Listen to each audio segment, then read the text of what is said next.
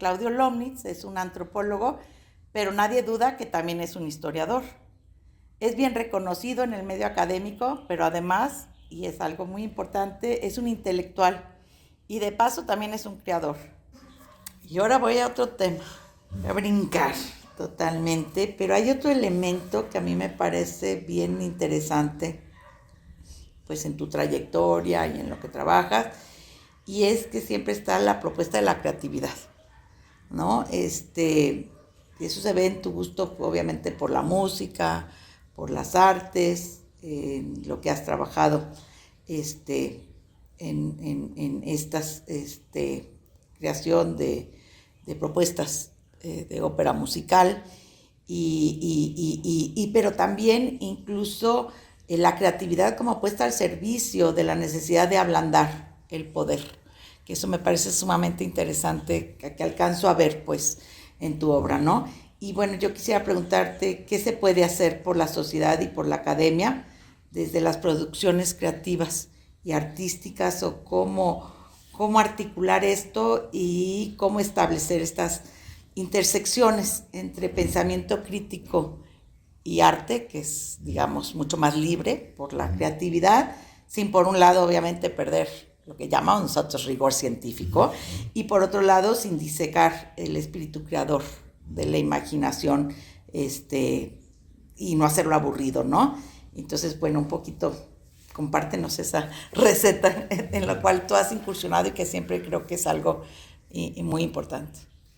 Pues fíjate que, o sea, las dos obras de teatro que escribí, que son esta de Bulnes, el verdadero Bulnes, y el de la Gran Familia, que es una producción muchísimo más grande, eh, sucedieron en realidad por razones un poco coyunturales y raras, que es que mi hermano menor Alberto es director de teatro. La primera obra de Bulnes, el origen fue que le estaba yo contando sobre qué estaba yo trabajando y estaba escribiendo, quería escribir, estaba pensando en la posibilidad de escribir libros sobre Francisco Bulnes, pero estaba trabajando sobre intelectuales en la época del Porfiriato. Nunca escribí ninguno de esos libros. Sí. Pero estaba trabajando sobre eso y le estaba contando un poco y me dice Alberto, oye, pues eso suena como una buena idea para una obra de teatro. ¿Por qué no trabajamos una obra de teatro juntos y así nos vemos de vez en cuando? Porque viví en Estados Unidos, él acá, no era tan fácil vernos. Entonces, pues, o sea, ese fue el origen de esta primera obra, ¿no? Y después resultó también que hicimos otra, ¿no? Y espero hacer más en el futuro. Tiene sus problemas tratar de hacer obras que no creo que haya mucho espacio en esta conversación para hablar cuáles son los problemas, ¿no? Pero en ambos casos, las dos obras de teatro que escribimos, estaban basadas en investigaciones mías que ya estaban hechas. Entonces, ese es el primer punto. No, sí había una investigación previa a la obra de teatro. Pero dicho eso, para mí, o sea, como yo nunca lo había hecho, entré con mucha ingenuidad al proceso y descubrí por un lado, algunas cosas que yo podía hacer que me sorprendieron gratamente, ¿no? Por ejemplo, cuando estaba trabajando en el verdadero Bulnes, me di cuenta que podía yo emular la forma en que ellos escribían, pues que es un español no tan distante al nuestro, pero tampoco idéntico ya al nuestro, ¿no? O sea, cosas así que no me imaginaba que podía ser como un poco como los espiritistas en la época de Francisco Madero, canalizar un poco el espíritu del muerto y hablar. No sé si como hablaban, porque nunca obviamente los escuché, pero por lo menos sí como escribían, ¿no? Encarnarlos. Sí, encarnarlos. Y cosa que no puede hacer cualquiera, porque necesitas haberlos leído mucho para que te salga eso, ¿no? Eh, pero, eh, pero la cosa quizá para mí más llamativa de escribir, lo que me fascinó, fue por lo diferente que es escribir tanto un texto etnográfico como un texto histórico. Es lo que no hay descripción. no hay descripción. Eso es tremendo, porque, digamos, en la etnografía hay muchísima descripción. Y la cuidamos muchísimo. La cuidamos mucho, y con razón, es muy importante. Claro. En la historia también está lleno de lo que llaman contextualización, que esa contextualización es en gran parte descripción, ¿no? Sí, es la calidad de nuestra objetividad, ¿no? O sea, exacto. La garantía de lo objetivo, lo que construimos en objetivo, es la descripción. Sí, sí, y que es un espacio de mucho rigor en nuestras disciplinas, ¿no? Y también muy importante, o sea, una persona que no lo sabe hacer en nuestras disciplinas y abundan, ¿no? Se nota, es terrible, o sea, no sabe hacer una descripción, es un problemón, no sabe hacer. Entonces, nosotros tenemos mucho ahínco en eso, y es correcto no tenerlo. De pronto estás escribiendo esta cosa y es pura acción, no hay descripción. Es decir, hay a veces una acotación junto, que no es el texto mismo de la obra, que dice, bueno, aquí en la escenografía quizá debería de pasar no sé qué, alguna indicación al director, que puede ser más descriptiva, pero además no le metes muchas, porque el director te va a mandar a volar de todas maneras, porque el director... No, porque se vuelve aburridísima la obra. El director va a hacer lo que se le pega la gana, esa es su chamba. Esa es su chamba del director. Entonces tú puedes llegar y decirle, pues a mí me gustaría no sé qué, y dice, bueno, pues qué bueno. Me vale madre, ¿no? Porque realmente, o sea, yo voy a hacer Romeo y Julieta, y Verona para mí va a ser una ciudad posmoderna, no sé qué, y soy el director, y ¿quién me va a decir que no? O sea, entonces, entonces, realmente la obra misma no tiene descripción. Entonces me daba vértigo a la hora de escribirlo, como decía, bueno, pero todo es una cosa, es un esqueleto, esto no hay, es como estar una cosa en los huesos. Y al mismo tiempo que está así, lo que tiene es que el ritmo interno se parece más a la música. Lo que tú, cuando lees un libro, por ejemplo, un libro de antropología, un libro de historia, puedes leerlo como fue escrito para que lo leyeras de principio a fin, pero también puedes leerlo del final al revés, lees el capítulo que te importa, luego regresas. O sea, una obra de teatro no puedes hacer eso. Tienes que empezar al principio y seguir al final. O sea, te puedes parar y te puedes ir, pero no puedes empezar al final. Claro. O sea, entonces, eso lo que quiere decir es que, al igual que en la música, que tampoco puedes hacer eso, ¿no?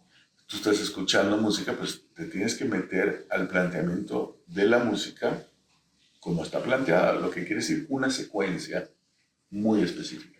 Entonces, eso de la secuencia muy específica hace que haya un rigor con el tiempo que es padrísimo, y que realmente no se parece a lo que yo había escrito antes. Entonces, y es fascinante. O sea, en la primera vez que escribimos con Beto, de pronto, pues, toda la trama era una cosa que tenía que ver con mi investigación. Yo estaba poniendo, entonces va a pasar aquí, acá, y lo discutíamos, lo hablábamos, pero yo tenía ahí bastante, digamos, influencia sobre lo que iba pasando. Pero de pronto Beto decía, pero es que sabes que aquí tiene que pasar algo. Y dice, no, ahí no pasa nada. Yo estaba pensando como historiador, no pasa nada, ¿qué va a pasar? Ahí no pasa nada. Y entonces me dijo, no, ¿me entiendes? Aquí tiene que pasar algo. Y bueno, me tardaba bastante en darme cuenta de qué estaba hablando, y efectivamente tenía que pasar algo. Tiene que ver con los ritmos, la puntuación, digamos, interna de una secuencia de acciones. Bueno. Entonces, eso me pareció que el resultado de eso es de esa diferencia, y el hecho de que al final es una ficción, ¿no? Por más que esté basada o inspirada en hechos reales, al final es una ficción. Lo que significa es que tú puedes, como autor, decir lo que tú crees que realmente es. O sea, va más a la esencia de lo que tú crees que es. Y eso lo decía como Aristóteles o alguien así, no me acuerdo muy bien, pero digamos, no tiene nada nuevo. Pero, es decir, es más filosófico. Digamos, el arte, creo yo, en general, es un poco más filosófico, porque tú vas a poner lo que tú piensas que es lo central, mientras que en las ciencias sociales, incluye la historia, eh, eh, tú puedes ponerlo, pero siempre tienes que estar dudándolo y siempre tienes que exhibir esa duda. Es decir, bueno, yo pienso esto, pero por otro lado, podría ser quién sabe qué. Y la razón por la que no creo esto es... Y entonces tienes que estar constantemente matizando. Mientras que allí no. Ahí tú vas derecha a la flecha a lo que tú piensas que es. Y eso es muy interesante. Qué interesante. Me hiciste recordar, el otro día fui a oír a Barico en una presentación y fue muy, bueno, maravilloso escucharlo, porque él planteaba cómo cuando él pensaba un libro, antes de ponerse a escribir, tenía la música de fondo que acompañaba su escritura. Entonces me hizo, ahorita que te oí, increíble, me hiciste colocarme ahí y me parece que siempre tenemos también como estos multiversos también internos de cuando uno está produciendo y escribiendo, ¿no? Creo que es un error. La mayor parte, creo que de nuestros colegas no son así, pero hay ocasionalmente algunos colegas que son un poco antiartísticos. O sea, les parece un poco un poco como el tipo Platón con la escultura, ¿no? Que le parecía que era como una especie de, en lugar, una antifilosofía, ¿no? Como que la filosofía iba a la esencia, la apariencia era un engaño, y sí, la escultura es una imitación de la apariencia. Entonces es como una especie de segundo nivel de engañoso. No era fan de la escultura, digamos, Platón, ¿no? Cosa que, bueno, me apena, ni modo, pero digamos, maravilloso. Él obviamente tenía un arte increíble, me parece, Platón.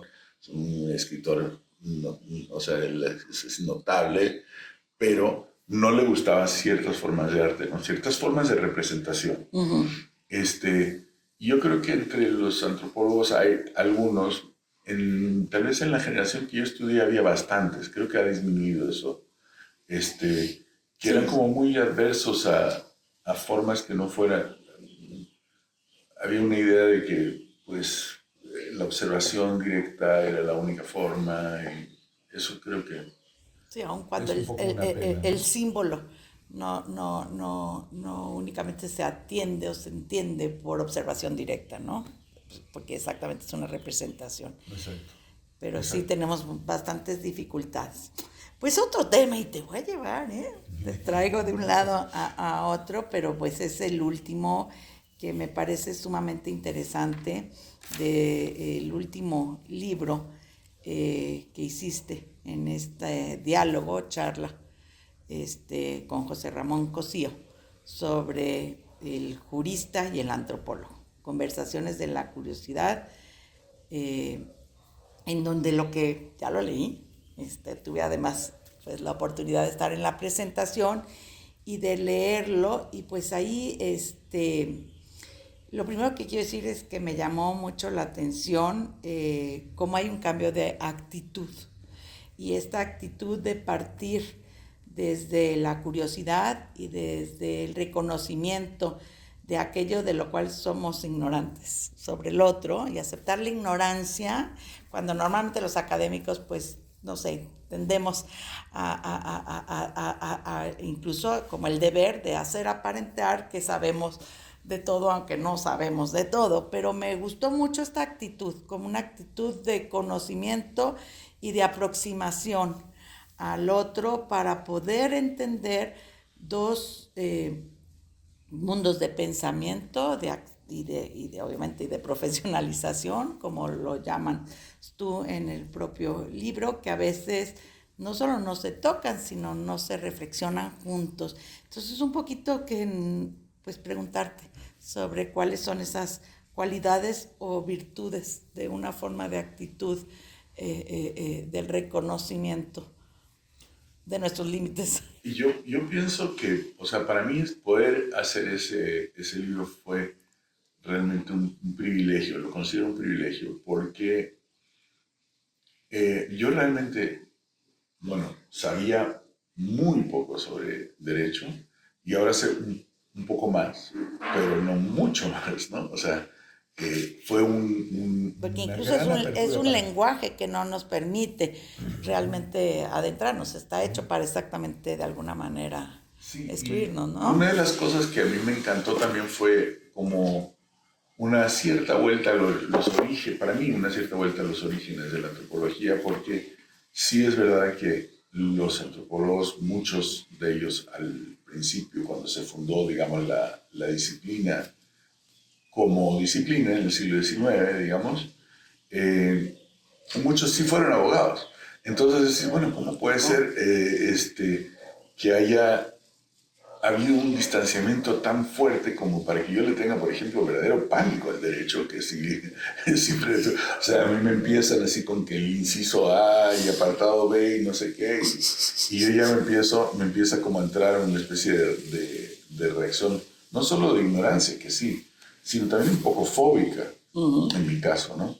De franco nerviosismo, ¿no? Ante todas esas cláusulas y cómo se relacionan unas a otras, el formalismo del derecho, el rigor en la definición de cada uno de los términos, que es indispensable en esa disciplina, el hecho de que sea una disciplina tan, eh, em, digamos, autorreferencial, no autorreferencial, sino que está, digamos, basada en la interrelación jerárquica entre una serie de textos, ¿no? Entonces eso a mí me daba un poco de miedo porque yo en eso sí, ni siquiera, es una de las partes de la historia que siempre me costaba trabajo, porque la historia tiene algo de eso, aunque menos, ¿no? Eso me costaba trabajo cuando empecé, porque tuve la suerte por unos años de ser maestro de historia, entonces tuve que aprender un poco de historia para poderle enseñar. Este, y a la hora de irme entrenando, digamos, para poder dar esas clases, esa era una de las cosas que más me costaba trabajo en la historia, ¿no? Que es que no hay trabajo de campo en el sentido nuestro. O sea, la antropología es una disciplina muy rara. O sea, y hay que valorarla, o sea, porque es muy rara. O sea, la idea de que tú generas los datos en interacciones sociales, en lugar de que el dato, entre comillas, ya existe como documento, es muy raro. Y es muy importante porque ese es el origen de todos los datos. O sea, la antropología, creo, una de las razones para enamorarse de la antropología, me parece, es que la idea de la etnografía te lleva al origen de cualquier dato. No hay ningún dato que no se genere así. Bueno, a veces hay algunos que no se generan así porque están inmediados por alguna tecnología, ¿no? O sea, tú puedes llegar a decir, bueno, yo tengo tal dato que viene una foto aérea, no fue generado en una interacción social. Pero pues la foto aérea sí implicaba una relación social, o sea, hay una mediación tecnológica, pero hay una relación social y el hecho es que los datos se generan en relaciones sociales. Y eso es algo que la mayor parte, incluso los científicos sociales, no saben, porque nunca lo han hecho, ¿no? Y en cambio a nosotros nos ha tocado hacerlo, entonces, y nos toca hacerlo de manera muy consistente. Entonces, eso es fascinante, pero eso mismo te da un imaginario que va al mundo de las interacciones y no nada más al mundo, digamos, de las relaciones internas en los textos. Y entonces, para mí, tener ese diálogo era un regalo, una gran oportunidad de, sí, de exhibir mi propia ignorancia, pero también de ir creciendo un poco y quitándome un poco algunos miedos y avanzando un poco, ¿no? A mí se me hizo muy interesante, bueno, y además también las preguntas que hace este Cosío, por ejemplo, sobre la necesidad de conocer la familia, ¿no? Que es algo tan necesario de legislar, y de lo cual incluso muchas veces desde el mundo de las leyes se sabe tampoco, ¿no? Tampoco. Y de hecho, ese fue el origen de mi relación con él. Él era juez en la Suprema Corte y me llamó, me mandó a llamar realmente porque quería hablar conmigo sobre lo que ha estado pasando en la familia en México, porque resulta que el Código Civil pues es de 1928. Entonces, pues, dice, pues es que nos está tocando todo el día casos que no se ajustan a la idea de familia que está en las leyes. Entonces, platiquemos un poco sobre lo que ha estado pasando, ¿no? Y ese fue el origen de nuestras conversaciones y me pareció pues una gran suerte poderlo hacer, y es un ejemplo también de que la antropología sirve para un montón de cosas. Que es algo que a veces tenemos un poco o bien complejo o tal vez a veces falso orgullo de que lo que hacemos no tiene ninguna utilidad, ¿no? A veces tenemos un lado un poco así, tipo Hidalgo, de la época de Quevedo, así, que nos da mucho orgullo que lo que hacemos no sirve para nada, ¿no? O sea, pero eso es, digamos, una glorificación de una situación que más bien nos hacen sentir que no sirve para nada, pero la verdad es que sirve para mil cosas y que tendría que estar sirviendo para mucho más de lo que la misma sociedad ha sabido absorber. Me gustó mucho de parte de Cosío que él sintiera esa necesidad.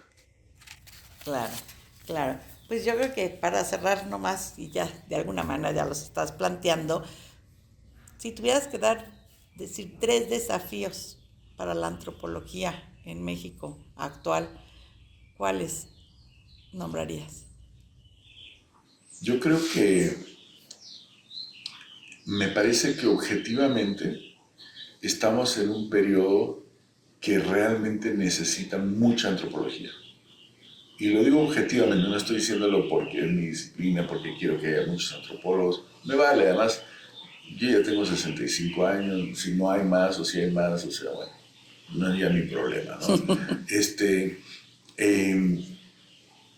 No lo digo por eso, lo digo realmente objetivamente. ¿Por qué? Por algo que mencioné antes en nuestra conversación, que es que el periodo de dominio de los modelos formales llegó, de los modelos formales en economía y en sociología en alguna medida, no tanto, pero un poco, y en ciencia política, llegó de pronto a un impasse y de pronto ellos mismos están buscando